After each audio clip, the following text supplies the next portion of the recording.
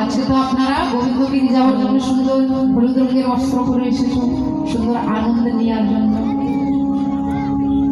কালকে আপনারা বিয়ার বাড়িতে আমন্ত্রণ, আমি আপনাকে আমন্ত্রণ করেছি। কালকে শ্রীকৃষ্ণের বিবাহ হবে, তো আপনার সকলেই আমি আমন্ত্রণ করছি, আপনার সকলকেই আসতে হবে কৃষ্ণের বিবাহ।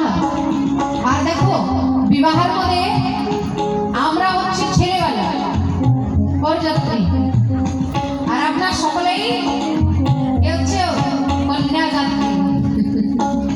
কেন কি আপনার বেটা ছেলে যখন বিবাহ করে তো মেয়ের বাড়িতে যায়, তো আমরাই তো বৃন্দাবন থেকে আপনার এই যাহারা হাতুর গ্রামের মধ্যে চলে এসেছি, ছেলেকে আনে সঙ্গে, এইটা তো ছেলে সঙ্গে নিয়ে এসছি।